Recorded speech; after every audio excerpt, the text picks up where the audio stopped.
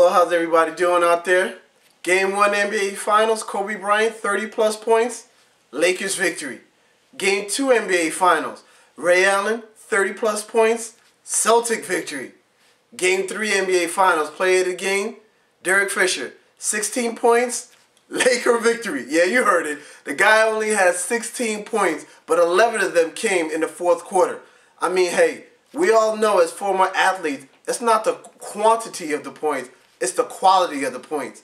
We all know we can count on Kobe Bryant for a great performance, and one he did have tonight. He had 29 points, but as I've aforementioned, Derek Fisher had 16 points in the game, but 11 of them came in the fourth quarter via layups, via free throws, via back-breaking jump shots. I mean, this was a very interesting game across the board on a whole bunch of gambits. I mean, you had Kevin Garnett, who had a horrible game 1 and 2. Tonight, finally exploded and looked like the KG of old with 25 points and 6 rebounds.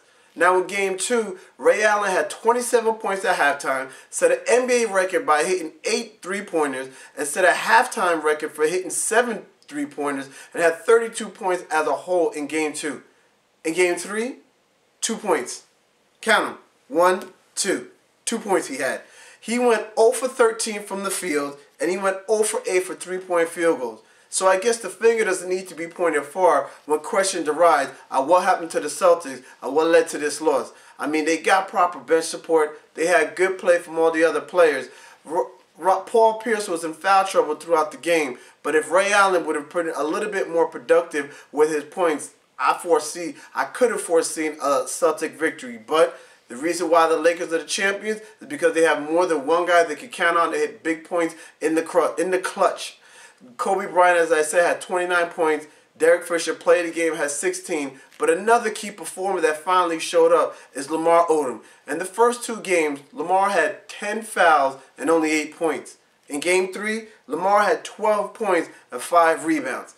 And in this victory in Game 3, the Lakers finally beat the Celtics 91-84. The reason why I say finally, because it was a full-point game for much of the fourth quarter. And then finally, in the last couple seconds, or I should say the last 30 seconds, it became a free throw contest, thus forth extending the lead to what it was in the end.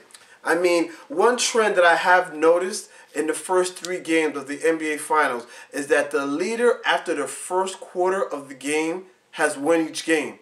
The leader after Game 3 obviously was the Lakers, and they led 26-17. Now, I'm not saying that means because you lead after the first quarter you're going to win, but I would place probably a good chunk of change and say that the leader after that first quarter has a great chance of winning the game.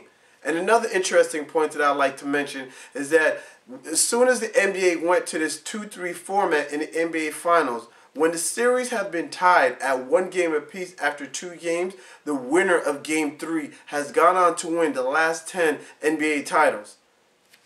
This game was Game 3, folks. Now, I'm not saying we got to cancel the rest of the series, but what I am saying is Lady Luck, she's leaning toward the Laker way.